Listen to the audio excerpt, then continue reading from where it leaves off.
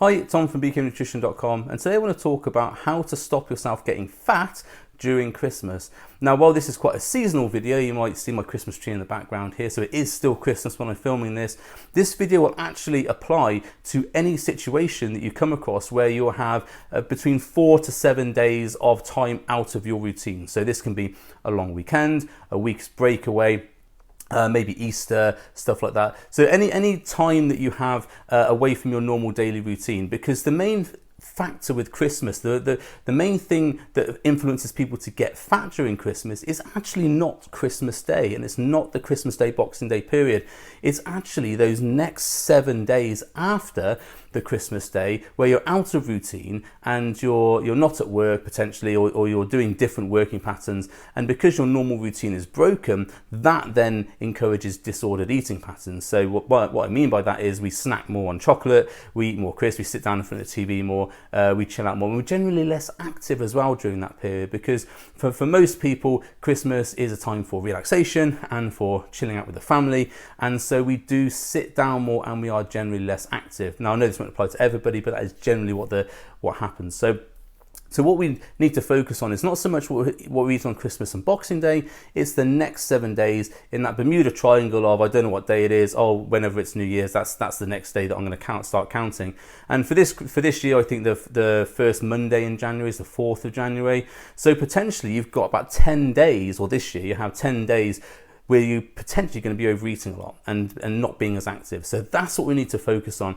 Now, all you need to remember is that when you are overeating or you're eating a lot of calories, you need to eat a lot of calories to gain about a kilo of body fat. So for a rule of thumb, if you overeat by 8,000 calories, then that potentially can lead to a kilo of body fat. Now, when you think about that, it's actually going to be very difficult for you to eat more than, say, 8 to 10,000 calories over your normal maintenance on 2 days. I mean, that's going to be a major effort for any means. I know there are people that can eat 10,000 calories a day.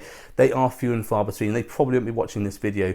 If you're watching this video, it's more likely you're going to be overeating by a couple of thousand calories in a day because you're going to be chocolate, whatever else. So, you know, the major risk factor for those Christmas and Boxing Day is probably going to be maybe half a kilo of body fat, which is not epic, and you can very easily diet that off over the course of a few weeks if you went back to your routine. The problem is we don't go back to our routine because we're waiting for New Year's to happen and it's the end of December and everything else. We actually carry on that process for the next 7 days, and so while you might have only gained, say, up to a half a kilo of body fat on Christmas and Boxing Day, what you then do is 7 days of that, so then you're actually looking to gain 2 to 3 to 4 kilos potentially if you are continuing that eating. And that's when you come to January and you weigh yourself the first Monday of January, is like, wow, look all that weight I've gained. Now the risk there is, or the problem there is, because you haven't really weighed yourself and you don't, the first signal you get of the weight that you've gained is you maybe can't get into your clothes, or you get on the scales and look at it. You get that shock reaction of, wow, look at all the weight I've gained. Then straight into your DMs and on your social media feed come the diet gurus to say, hey, have you gained weight over Christmas? Have you gained 2 or 3 kilos? Do you want to diet that off really quickly? Well, of course we do, because we've gained it really quickly, so it must be easy to lose it really quickly, mustn't it, logically? And unfortunately it doesn't actually work that way. And what these diet gurus will sell you is a very restrictive, very low calorie diet with lots of things in place that you can't eat to get that weight off. All they're doing is creating a massive calorie deficit. The problem is that you're going back to work in January, going back to your normal routine in January, and then you've got to add this new routine, which is this new diet, this new training protocol. These are the New Year's resolutions come into play. You get about 2 to 3 weeks into it, and then life happens. And I've discussed this in other videos where you have a confusion, prison, frustration. It's a life cycle, and you actually ditch the diet, come out of it, and then you gain all the weight back again. So that is what's in store for you if you don't think about the proper way to manage things during this Christmas period. Now, I want to say here, I'm not advocating that you diet through Christmas, because I don't do that. I eat chocolate and I eat crisps, and I like fizzy fish. I eat fizzy fish watching the TV or playing my Nintendo. I do all that stuff, but I still maintain a decent physique through Christmas. How do I do it? Because I say, right, well, I want to enjoy time, I want to enjoy some time off, but I'm also interested in living a healthy lifestyle. I'm also interested in being fit and well and gaining muscle and losing body fat. That's my lifestyle. That's what I want to be. And I do recognise that I should always have time off as well, and should be taking time off and enjoying time with my son and my family and everything else. So I make sure that I'm getting a good amount of both. Now, how can we ensure that we get a good amount of healthy lifestyle as well as the sort of eating a bit more to enjoy Christmas? Well, we can have certain habits that we can aim to do during that time. So for my clients, what I suggest them to do is to just track a few little things which will help them push the needle towards that healthy lifestyle while still enjoying the excess of food that they're going to eat during Christmas. And now we get to the end of New Year, and you know, obviously people are right, it's end of Christmas, start of a new year, everything else. What my clients will be doing is looking at that going, well, I've gained a little bit potentially, but now that I've got my routine, I can go back to that routine. And it's not a restrictive diet. It's one of the diets that I do for them, obviously. And it's something that pushes them slightly towards where they want to be without being too restrictive. So the habits are: monitor your protein intake. So the reason we monitor protein intake is if you are any way interested in building muscle or maintaining muscle, you're going to need a certain amount of protein to do that. So protein intake, I say to try and eat between 1.8 to 2 grams per kilo of body weight even. Now for ease of calculation, I'll just say just 2 grams per kilo. So for me, I'm 90-ish, so I'm 90 kilos. So for me, I need to aim to about 180 grams of protein a day. Now, the reason why we aim for that amount is, first of all, maintain and build muscle, but also high protein intake keeps you fuller for longer. It increases satiety in your body. So the more protein you're eating, the less likely you are to be wanting to snack and overeat. It fills you up for longer. And that's a major benefit of a high protein diet, which is why I promote a high protein diet to my clients. Now, obviously, if you have kidney issues, you don't want to be doing a high protein diet, but that's something you need to discuss with your doctor. Most of us who don't have kidney issues can eat a high protein diet, no problem whatsoever, with no adverse effects on our health. So a high protein diet. Now, if we're just tracking that one metric, that protein, all we need to be doing is making sure we're having some protein shakes, some chicken, some eggs. If you're a vegan and vegetarian protein sources, and making sure you're hitting that protein intake during the day so that you're building muscle, maintaining muscle, and also keeping full. And this has the added benefit of reducing your calorie intake from other things. So we're reducing our calorie intake, not by monitoring calories so much, but by monitoring our protein intake, which is a positive benefit. It's a positive thing. So that's the first one. The second one is to have a look at your steps. Now, if you monitor your steps day to day normally, you'll know that you have a certain average of steps. Now, I have clients who are post women who do 20,000 steps per day, and I have clients who sit behind a desk most of the day and only manage between 4,000 and 6,000 steps per day. Now, what you want to try and do is either hit that target, or if you have got a bit of time off work, maybe try and go 10% extra. Now, the thing is here, I don't want you to be walking out in the cold and all weather trying to hit a steps target, but being more mindful of your activity and being more mindful of how many steps you're getting in a day does then focus your mind on, I'm trying to be a more active person and trying to make positive impacts on my health and fitness. Having the protein intake as well compounds that. So we're looking at compounding the effects of positive habits to steer you towards a healthy mindset, healthy lifestyle mindset. Because if we just go, oh, we're just going to just eat loads of food and see what happens at the end of it, that's not a healthy mindset. That's just an abandonment, and we're just going to be overeating, and we definitely will gain some fat by that time. If we're thinking about, well, what are the things I can do which aren't that taxing on my mind and my body, but I can do them quite easily while doing Christmas. So protein intake and monitoring steps. For some clients, I say maybe read a book as well, because if they're at home a lot and they've got loads of kids running around or their family at home, they need a bit of time to themselves. So obviously I have a book called Target Lean, which is about healthy eating for weight loss. Get the body you want by eating foods you like. So you're more than welcome to buy that on Amazon if you want to read that. Read a chapter of a book a day. I read books on mindfulness, so Stoic philosophy. I read books on cooking, ironically, even though I don't do a lot of cooking myself, I just like reading about cooking. And I also read business books because I run businesses. So I have a couple of books that I read. I'll just read a chapter of one a day. I think the book I'm reading at the moment is called NLP in 21 Days, which is, because I used to be NLP qualified, I still am, but I used to be an NLP practitioner. So I'm refreshing my mind on that, and that helps my mindset towards my business and also my personal goals.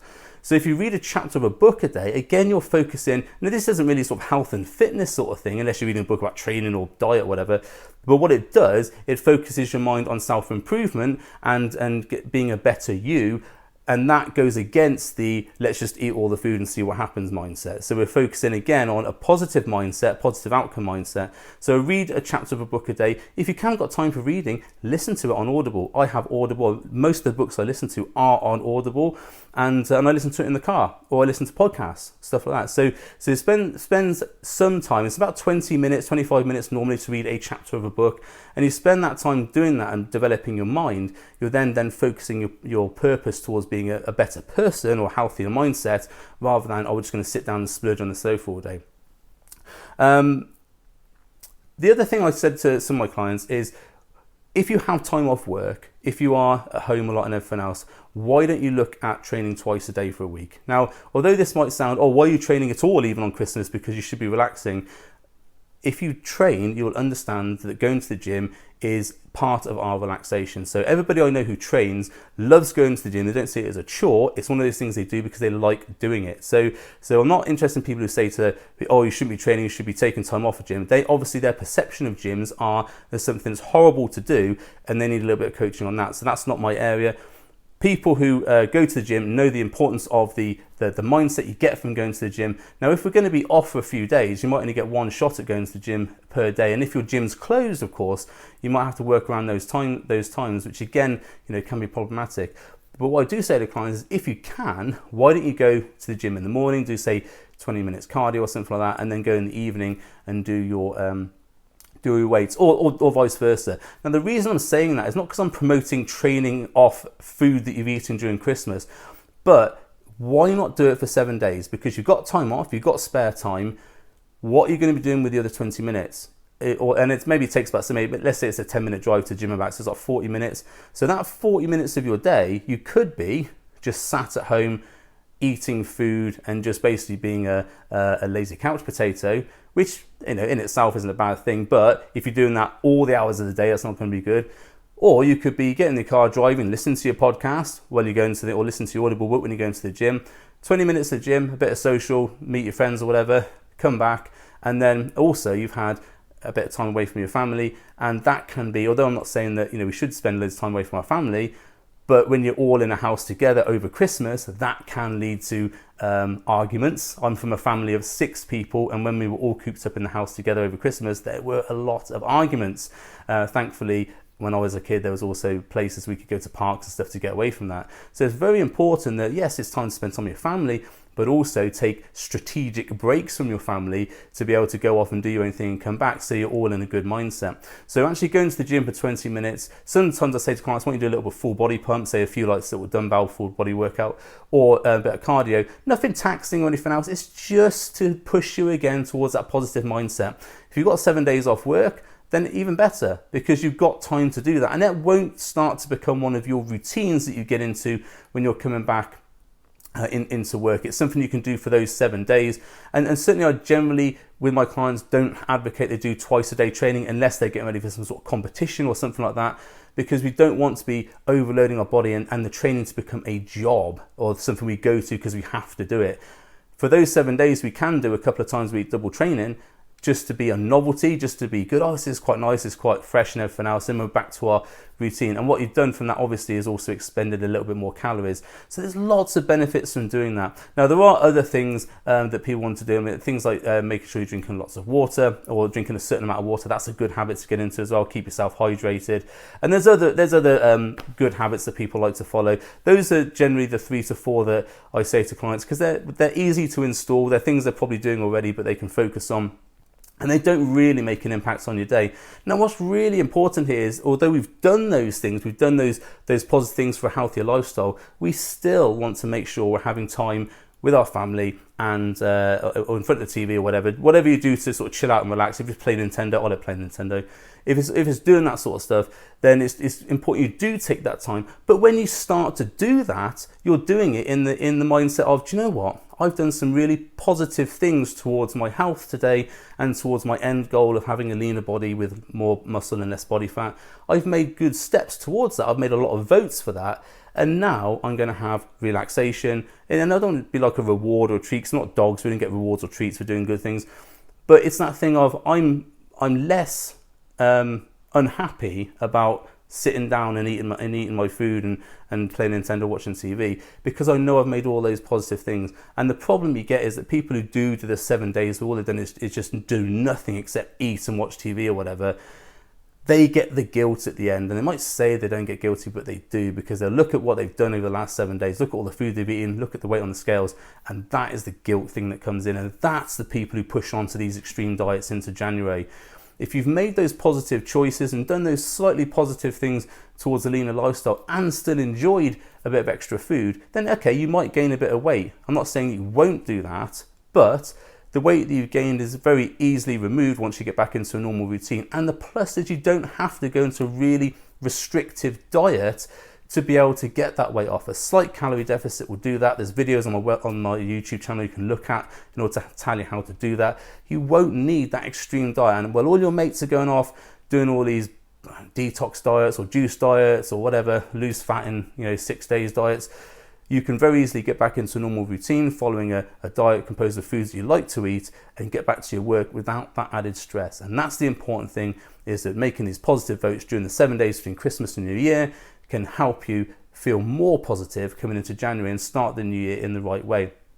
So I hope that video was helpful. Hope it's given you some new ideas, maybe some new things to think about. If it was helpful, please share, please comment below. All helps with the reach, etc., etc. And if you have a video that you want me to cover, anything over Christmas that you're worried about, you want me to cover and help you with, please comment below. And I'll see you on the next video. Cheers.